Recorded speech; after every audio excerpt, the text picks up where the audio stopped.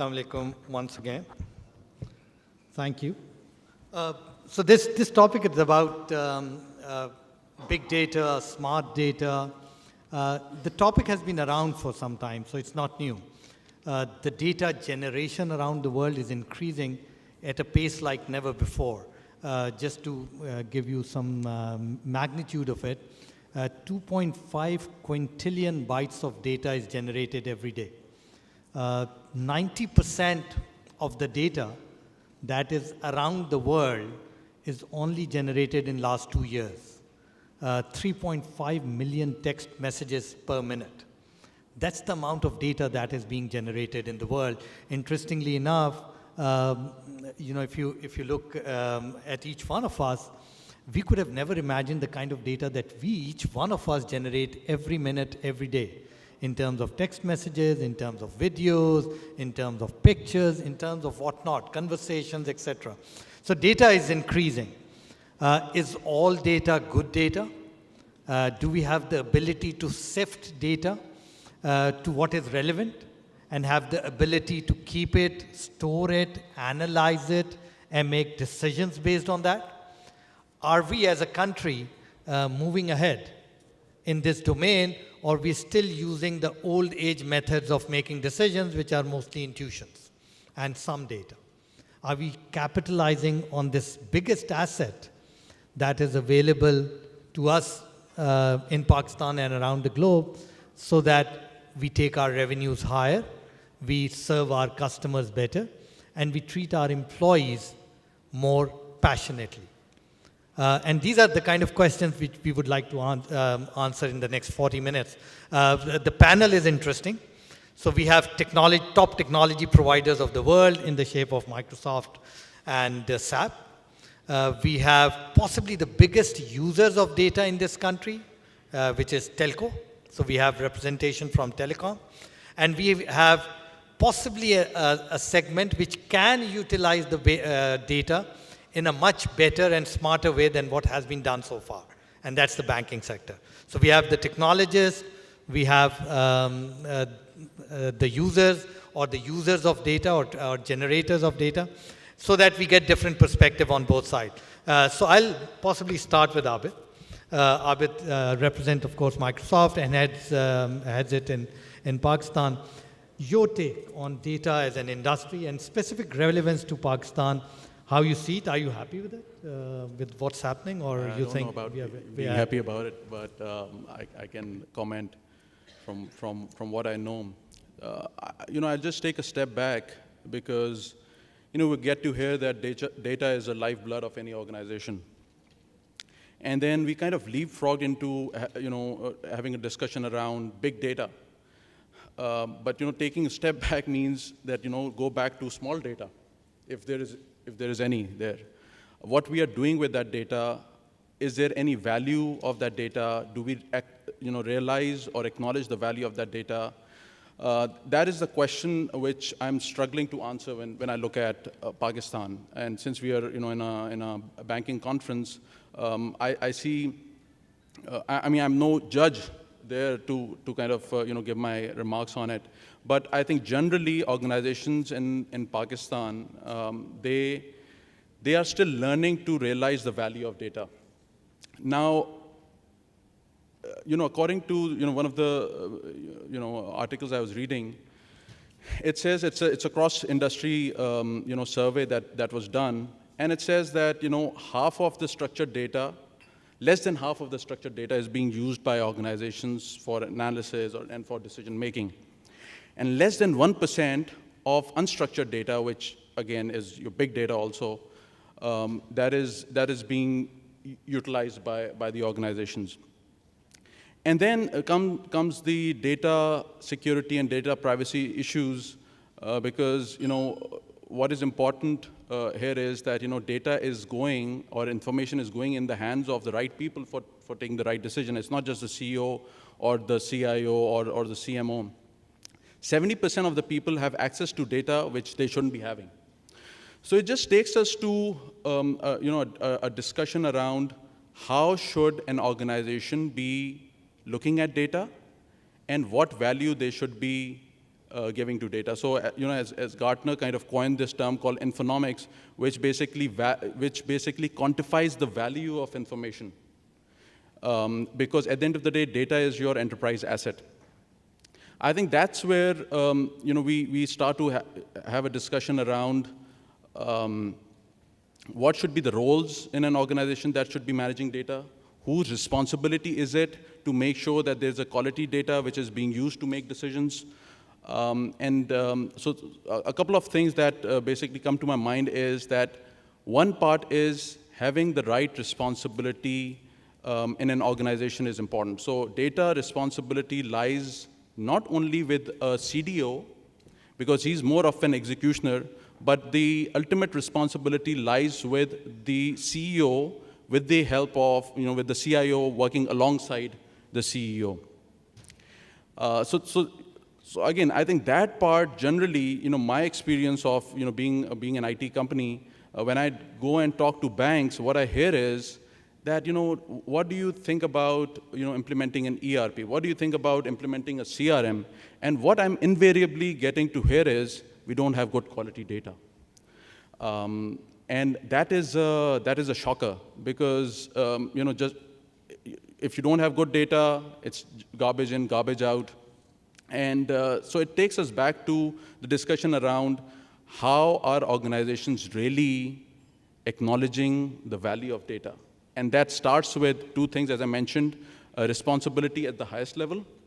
The other area is having the right data strategy in place. And I think, as the discussion progresses, we are going to be probably discussing about those strategies. Thank you, Abid. Abid raised some interesting questions. He raised questions about small data. He also raised a question about having the right focus from the top to use data for making decisions and placing the responsibilities at the right level.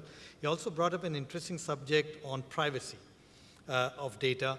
And is that a concern towards taking big data as a business and as a tool to make decisions? Just on that point, Steve Jobs was once asked about data security, especially given that Apple is the one which created this boom of data using mobility as a tool.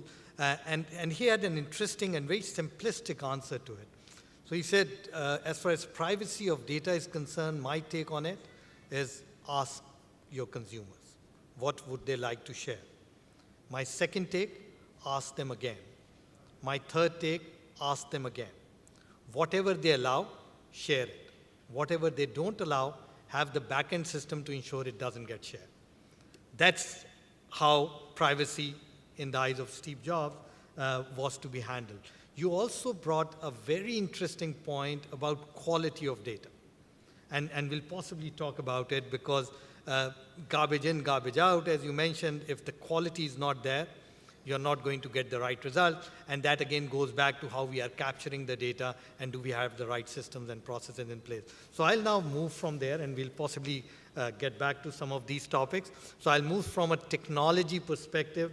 So let's move to a user perspective and see how some of these concerns and issues that are raised by Abid or maybe others are being handled by a company which is using data extensively.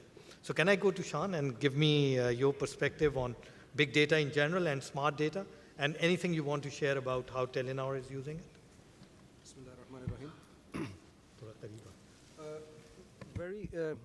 Very interesting discussion on this. We are acknowledged as one of the biggest data users, generators and users in Pakistan. And you, of course, have been part of that journey with us, where we have actually put this into use along with the other vendors, Nokia, Siemens, etc. And having sort of an integrated look at the data, where we had various systems in our network doing various functions, and then realizing that if we put this into a central data warehouse, and we develop capability in our organization by getting people who know, data scientists who know how to use this data, then we will be able to sort of reap the benefits across the value chain. So systematically what we have done, and I think we can sort of claim that telcos have sort of been pioneering this trend in Pakistan, And I say been pioneering with all humility because this is an ongoing journey, I don't think we are where we should be. Short answer to the question you previously asked. But we did reap the benefits of having an integrated central look of data and developing the capabilities systematically in Pakistan of having data scientists, and we became over a period of time the best-in-class example of business intelligence in the group. So the Telenor group was looking at Telenor Pakistan as an example of how to structure data and how to use data to reap the benefits, their own business benefits. I'll come to the consumers later in a bit. So the first order benefit is, of course, how do you actually use that intelligence for your own benefit? And the first thing was like, as we started to sort of capture events, every call is an event, every SMS is an event, location is being captured, the billing information of a customer is being captured, how often their recharge is being captured, the quantum of recharge is being captured, and you start pulling it all together. First thing is you start to understand what's happening in geography, and you understand the cluster dynamics, and that really helps you sort of predict where the demand is moving. So you are able to allocate your capex in a very intelligent way. So putting your money where you get the highest return and moving into those areas, and that was done on the basis of our understanding of data. So this was not the highest paid executive in the room making those decisions, but we had systematically collected that data, analyzed that data, and used it to figure out how we actually roll out in Pakistan.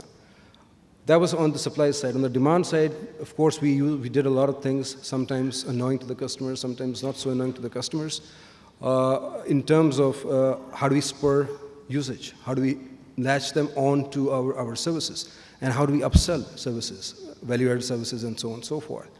And that was on the demand side. But then we also then did something very interesting, and that was to actually, on the cost side, so you understand that the peak of our usage was more than twice the average usage across a 24-hour period. And over a period of time, systematically analyzing data and having these individual offers to the customers, we were able to sort of take that peak down and average it out over a period of time, over the 24-hour period in a day, which made our capex and our opex and so on and so forth a lot more efficient. And that's how we were able to compete and thrive in an environment which is extremely competitive. We have the lowest ARPUs in the world, and the cost is, in everything that we pay for is in dollars. So the economics of telcos, we came under heavy fire over the last 10 years.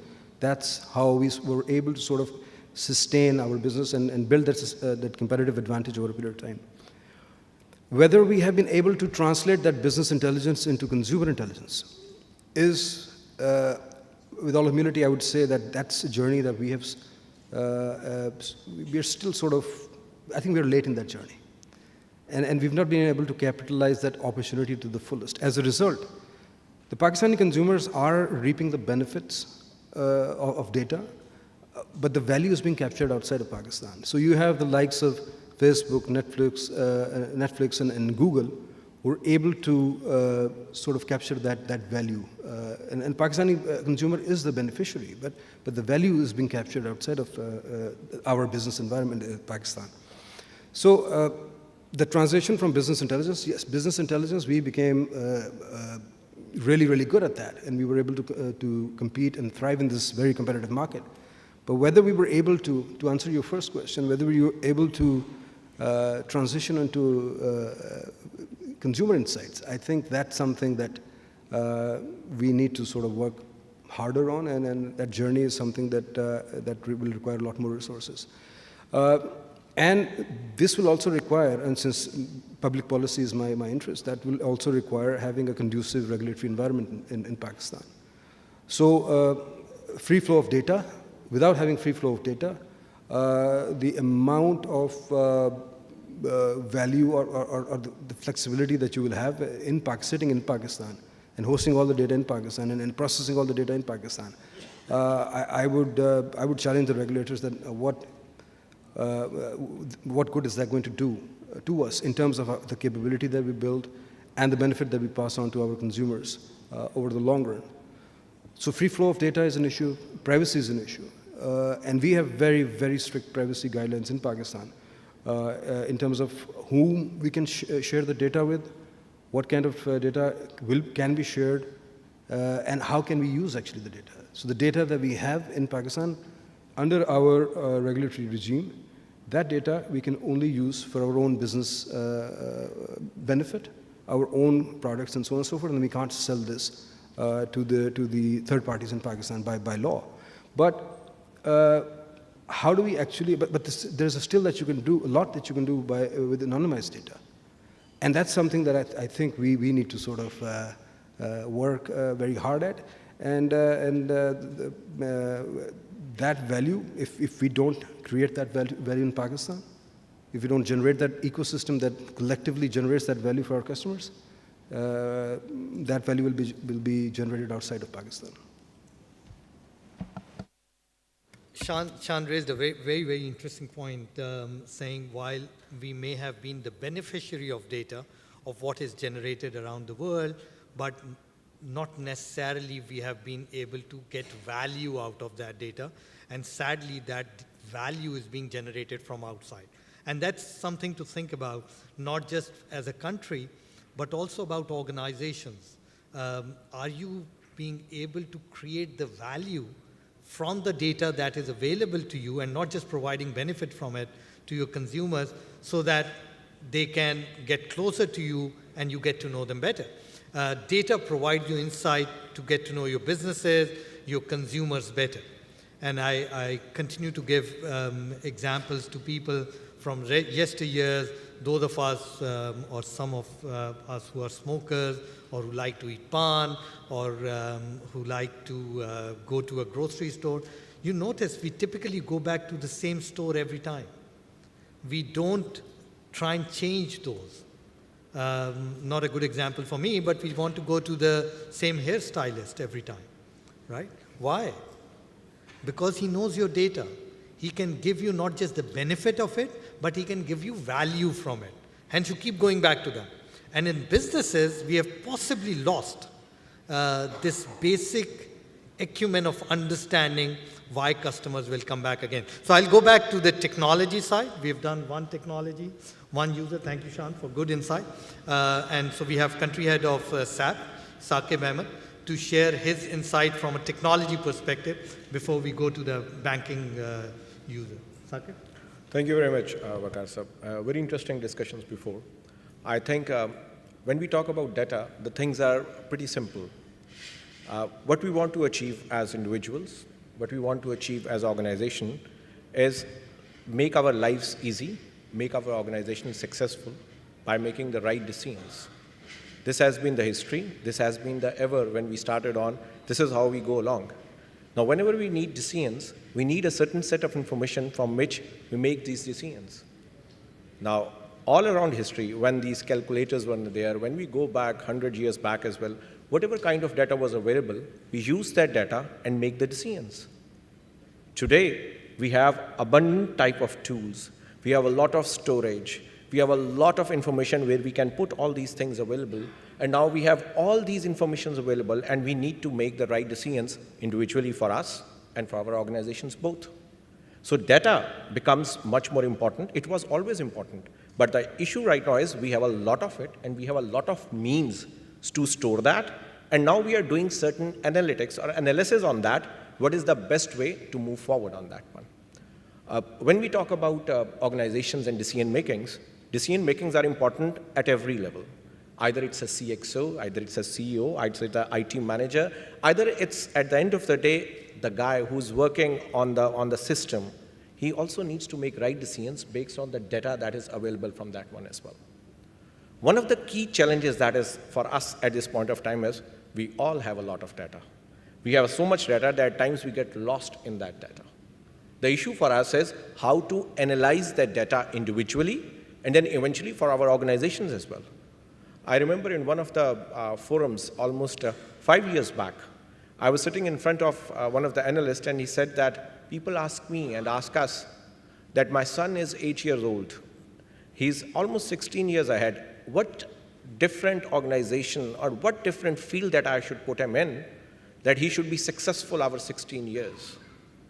And he said the answer is, make him a data analyst.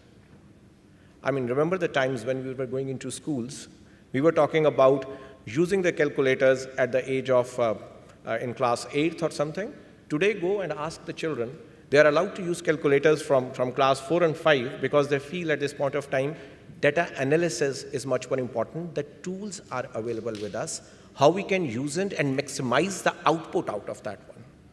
What are the challenges that we are facing in Pakistan at this point of time is, and as we go along, we talk about the telco, we have a lot of data, they are using around that one as well. We have a lot of analytics happening. Privacy is one chapter that we are talking about, how it should be. The second thing that is important is how we can utilize it and which time frame that we are talking about. We want decision making at this very point of time.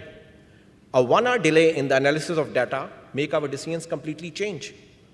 What we are talking about is a real-time decision-making based on the data analysis that we have at this point of time.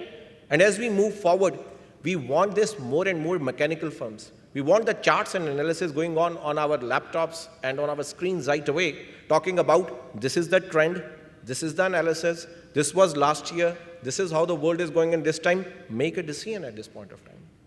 That's how our decision-making in all the organization is working. We were working with government of Pakistan at this point of time, and I can share that the way they are also moving in that direction is also surprising. I know that certain ministries are clearly working in these directions, that how this data analytics and data analysis can be put on the screens to make the right decision for the government of Pakistan as well.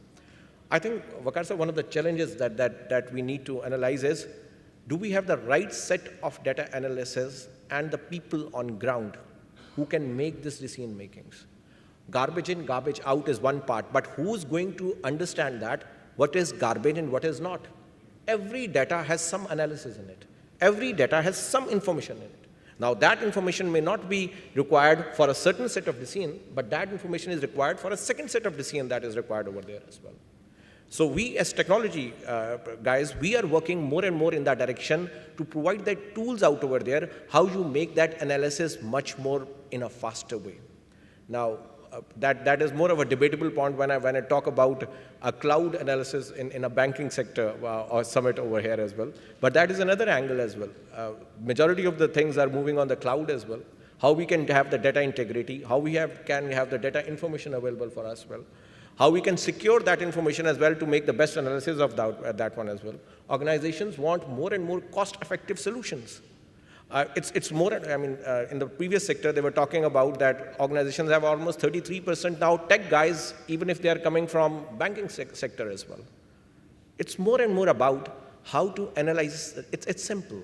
The data, how to analyze it, make the decisions, protect the data, make sure that we are in the right set of directions moving on. I will just end the comment on the way, we need to make the life easy of the people. That's the main theme. That's what we should work around on that one as well. Thank you, Saquib. And it is about making life easier. The more you analyze data, the more you use data, always have the end objective that the end objective is about making the lives of consumers, customers, people you serve easier. And today the tools are available to get to that objective, whether we want to use it, we have the ability to use it, we have the HR, as Saquib pointed out, to use it in a right way, are the questions that everyone in their organization need to ask and answer. Data is not going away. So that we need to know. It's not something which you can do without as we move ahead. And today, and we spoke about the fact that 90% of global data available today is generated only in last 2 years. So it's not going away. Amongst the top 10 skills needed in the next 10 years, top 3 of them, all of them say big data, and data scientist is one of them. So, you know, it's a no-brainer for any organization to know that they need to start focusing on data. So we've taken 2 technology perspective. We have taken a telco perspective. It's a banking conference. It's about time that we get a financial perspective and how does this industry sees data. And what are the challenges financial industry is facing to move ahead towards implementing their big data or smart data strategy in a massive way. Kashif? Thank you, Veqar sir. So basically, to give a perspective on the importance of these initiatives, big data and data warehouse has been the most sought after commodity in the new information technology landscape. Banks have not been using it that much, but in telcos, if we see, they have actually invested heavily in terms of time and cost and efforts to come up with plans with analytic capability, which are actually helping them in creating products, marketing, and configuring the products based on the need and requirements of the customer. Maybe based on the location of the customer, usage, the time they spend on the mobile phone, or the activities that they perform through their mobile phone. If we talk about our local market, Pakistan, just understand and imagine the volume of data that we are sitting on. While we also understand that there hasn't been much efforts from the government perspective, but just take a look at Nadra and the volume of data that they have. The Nadra systems actually host and maintain customer fingerprints, the citizens' photographs, locality, addresses, and just compare this and add the census data with this also. They have the number of households, number of people, residence address, even the age, literacy, and the type of accommodation that they have.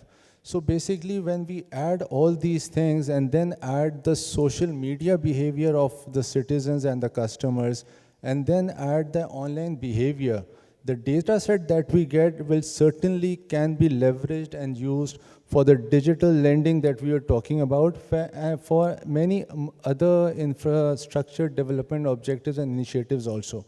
So there's a huge opportunity that we see lying currently in the market which is yet to be leveraged.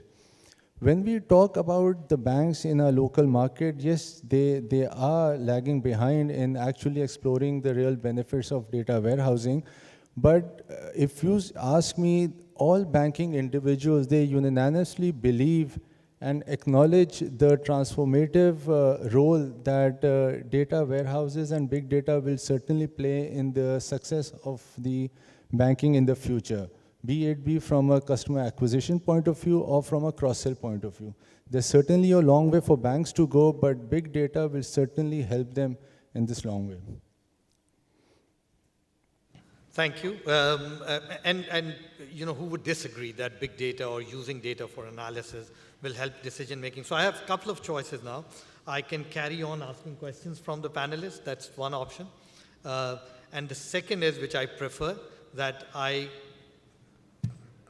make the forum open. People who have questions, so if you don't have questions, I'll go back to the panelists and ask questions.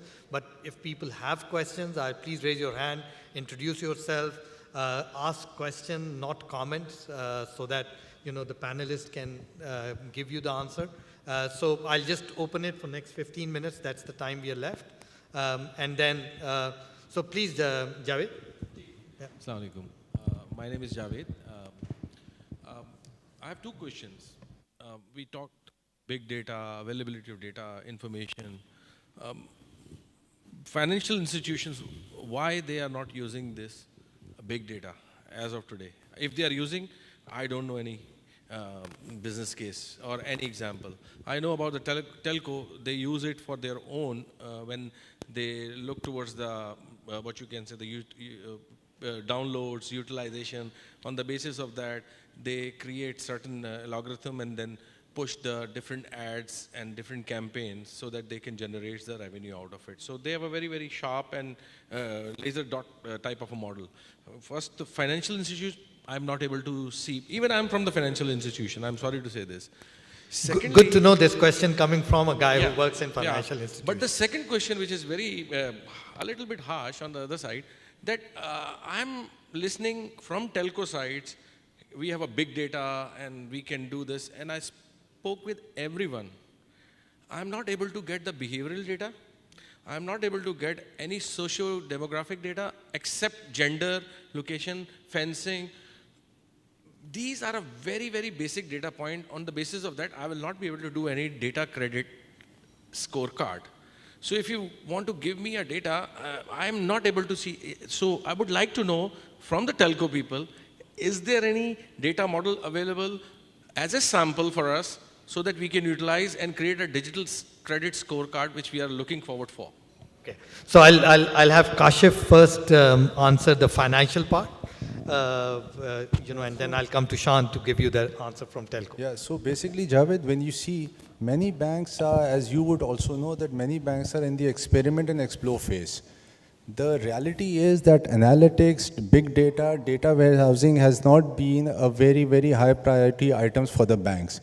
But now when you go and talk to all the banking executives, they very strongly believe that data and the customer-centric model is the basic need of today's banking. So they are working on this, but yes, apart from this, when you go and talk to the customer, majority of the customers would say that the banks do not adequately understand the need and preferences of the customers. So there is this point where banks are not leveraging the data that they currently have with them.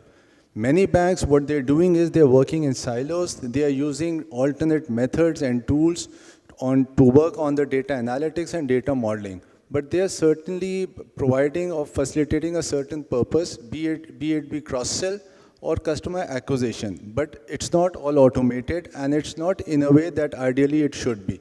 So yeah, the banks are struggling, but then there are challenges also, which the banks are facing over here right now.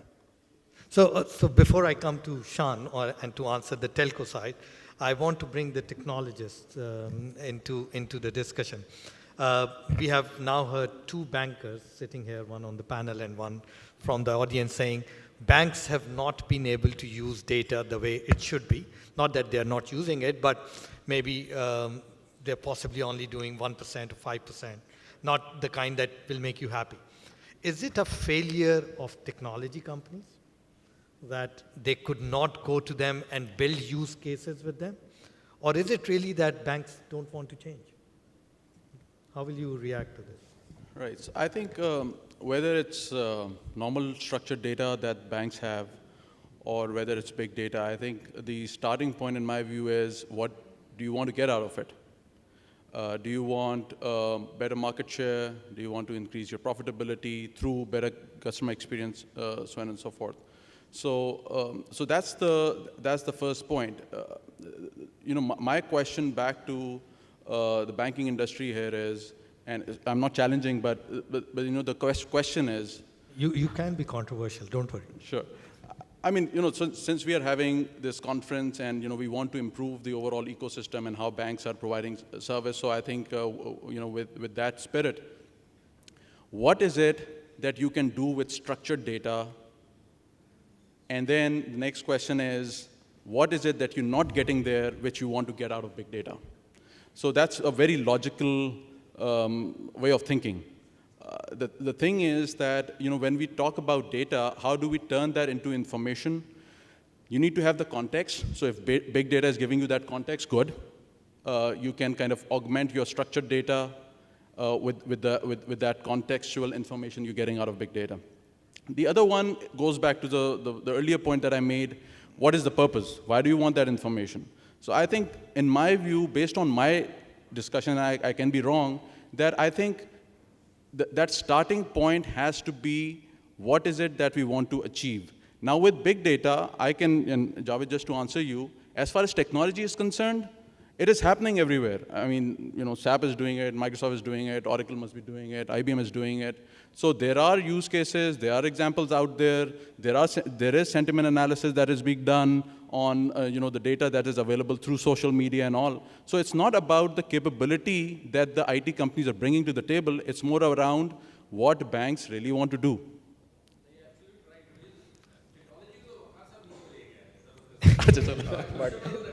Okay, but I still want to get Saquib's view on this.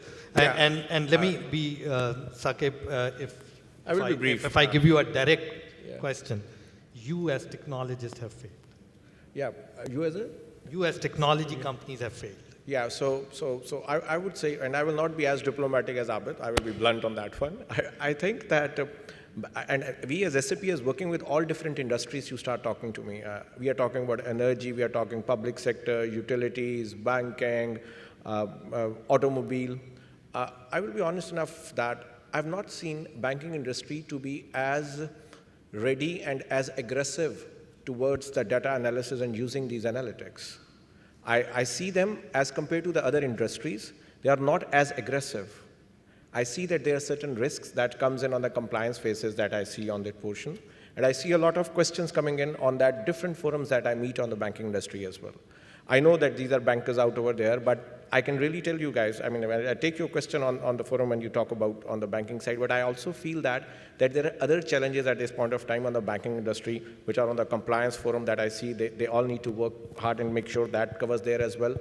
But when we talk about analytics, the predictive analytics is the one that all different industries are using in a very, very advanced way to understand the behavior of the customer, understanding on the data, and then realizing that one, how we are going to attack it or make sure that it rains over there, how to increase their revenue. I think that is one area where the technology is available, but I believe a little bit more experimentation is required from the banking sector to take it forward. Okay, Shan, can you give a quick view on telcos? Sure. Are you guys really using basic data and nothing beyond? I think the question that you asked was, you requested a lot of times you requested for demographic data and you've not been given that, right? That was the question, if I'm not wrong. So there is a regulatory answer, we're not allowed to, number one.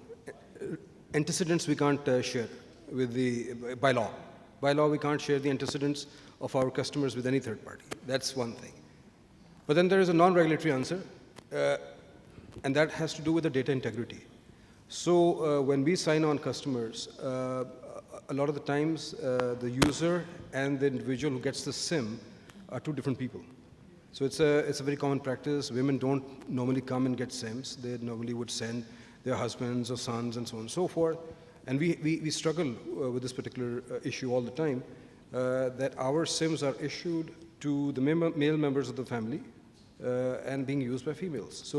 So if you come to us and say, okay, target a certain ad towards all the females, that necessarily is not always available to us. And I'll give you a recent example. We introduced an award-winning service recently, digital birth registration thing in collaboration with UNICEF and some of these NGOs.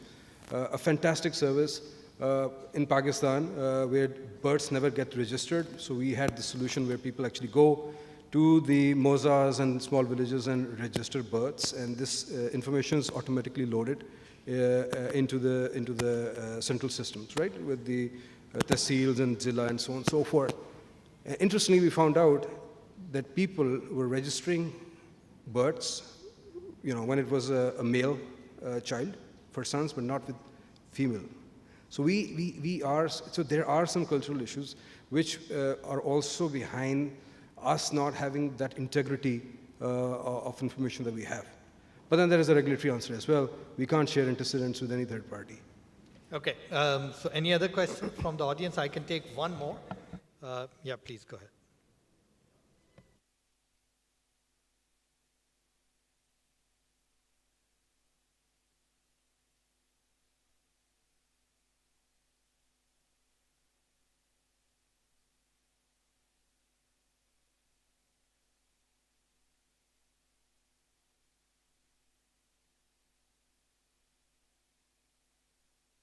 So prerequisites to taking advantage of data for any organization planning to embark on that task.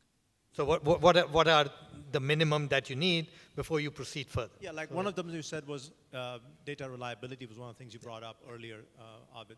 Other things that you would like to bring up? Okay, Saquib, you want to take a shot at it first? Yeah.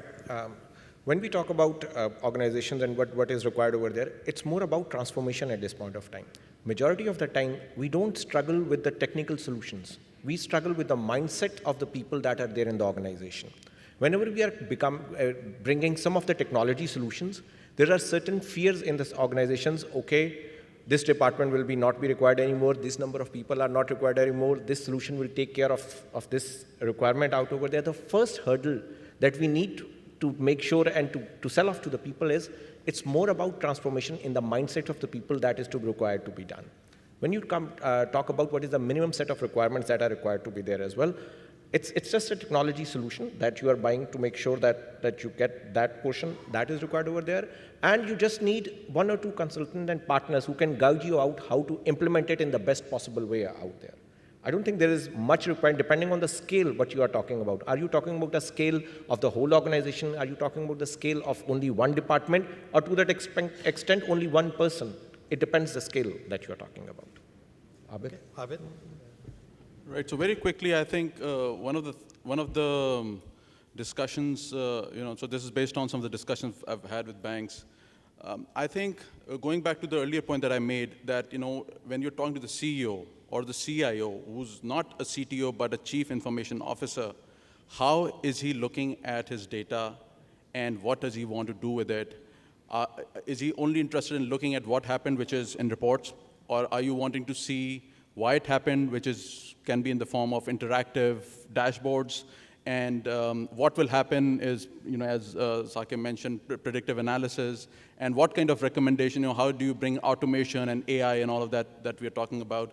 Do you want to bring that in terms of, prescriptive analysis and all? I think there is a little bit of confusion that I see, because when we talk about overall data strategy, so I talked about the ownership. So I think ownership and what you want to do with data, and then I made a point around structured and unstructured data. What is it that you're not getting out of structured that you want to go to unstructured? And believe me, we'd love to sell big data and all that, but we need to have that discussion very much part of the overall discussion that we are having with banks. The confusion is that in a regulated environment, which banks are in. When we look at healthcare, that's highly regulated in Pakistan. I don't know, but health is highly regulated. When you look at retail, it's less regulated because you're dealing with less sensitive customer data. So banks are falling in between. There is regulation, but then again, they're also part of this dynamic market where they have to respond to customer needs and demands. So they have to basically decide between how defensive they want to go, looking at the regulations that are there. So privacy, security, governance, standardization, how you're securing the data, so on and so forth, and how they want to basically create multiple versions of the truth by giving that data to the business units so that they see the data in the way they like, so that they can take decisions. So there is a discussion that I'm sure banks are having, but in my view, the approach is control versus flexibility. So you need to strike the right balance between that. And the right way to do it is that you're aware of your regulatory requirements, but at the same time, the question is, are banks really looking at the data, by virtue of which they're wanting to kind of compete with a certain bank? Are they using that data in that way or not? So I think it's the banks need to kind of, in my view, they need to create a balance, because sometimes when we go and talk to the CIOs or CTOs, the discussion is around how do we secure our data, because we also provide security solutions. And then we do realize that in many cases the discussion for the profitability part, for market share part, has to happen with the business decision makers, but CIO also has to play a very, very important role on that part. And then there are multitude of solutions that are out there they can use. Yeah, I just want to add just one comment on that one. One of the challenges that we are facing is that technology is moving fast, but the regulations in Pakistan are not moving on the same speed when we talk about the banking sector as well. So I think one of the requirements, if you ask me from the technologist, is that as we are moving with our technology solutions that are coming in and they are being implemented in all different industries, one of the challenges that we feel in the banking industry is the regulations. They need to be fast as well, changing based on the requirements that are coming in the market, and that's how the economy of the other markets are happening and changing them as fast as possible as well. I think that sometimes we get stuck into, that we have the technology available to make the decisions faster, to get the use of the data, but then we get stuck on that it's not allowed as per the regulations of the country as well. So that's one area I believe we should. If I can make a quick point, Veqar, I think another challenge that we are seeing is, again, going back to the ownership, there are different systems that are keeping that data. In many ways, they are overlapping as well. So the concept of single source of truth is very important. And right now, I think banks are kind of struggling with having that single source and ownership as well. Because a lot of times, there's this there's this cash management solution that we're working with an ISV on, and it just makes a complete ROI sense. But they're kind of struggling with giving us the data because they have to go into different sources, multiple sources. The other issue is of quality, which we discussed, Veqar, but there is also an issue that, so my profile is there in the credit cards system, and it is there in the core banking as well, and probably in the CRM as well. Which one is the most updated one? And I think this is also one of the challenges that with some of the banks, based on my experience, I'm seeing that as a big challenge. Yeah. Thank you, everyone. And from my viewpoint, about 13 years ago, my life used to revolve around data. And fast forward 13 years later, I have a bit of a role in data again. So about 13, 14 years ago, and going back to the point Abid was making about quality of data, we did an analysis with a customer as part of launching a few things around data. And in a fairly large bank, we found out that they wrote II Chundrigar wrote 21 different ways. You can't do data analytics with this kind of data quality. Guess what? 13, 14 years later, I thought things must have improved. We did a recent analysis with another bank and more or less got the same numbers. So data quality is an issue, and it's an issue that needs addressing. You can't just continue to brush it aside saying, no, we are okay. No, we are not okay, right? We have an issue. But is it all doom and gloom? Possibly not. I've had use cases in my life, from previous life as well as now, where people have actually used data to make decisions, and good decisions. I can give you an example of a large telecom company that we worked with, where we analyzed their data, billing data, from 6 p.m. to 9 p.m., just to see what sort of traffic and what sort of volumes were they generating, because they were doing half rate between 6 to 9 p.m. And their quarter rate would start from 9 p.m. onward. The 6 to 9 p.m., their network were free. Nobody was using it. They were waiting for 9 p.m. to happen, and the networks would get choked. We used that data, made a decision to enhance the bracket of quarter rate, and traffic went up, revenue went up. So you can make those decisions, and it is happening in Pakistan as well. Is it happening to a level that's happening around the world? Absolutely not. And that has a lot to do with our resistance to change. The world will remain physical, but the world has moved much more towards virtual. And data plays a very strong role in moving towards virtual. You can't escape it. Thank you very much. Thank you all the panelists. Really appreciate it. Thank you.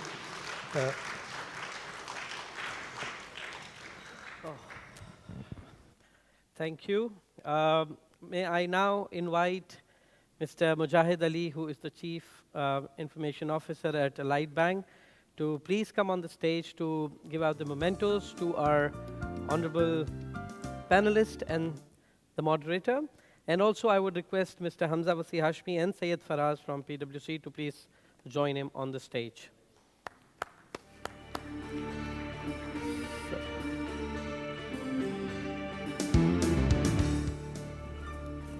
Okay. Hello. So I'll start with Abid Zaidi.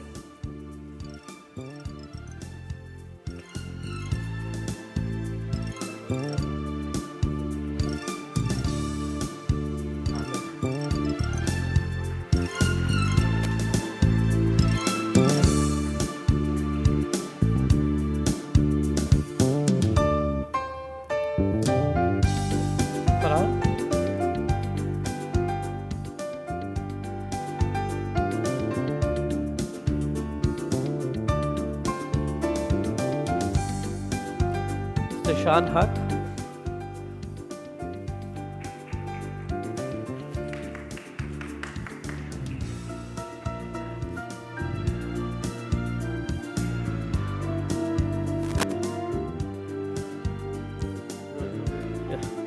Mr. Saquib Ahmad.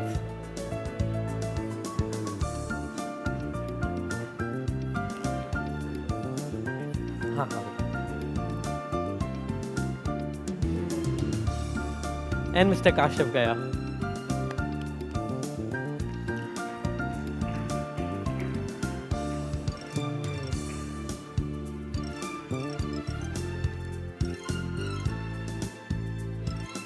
So if we can have a group photograph of the panelists and the moderator.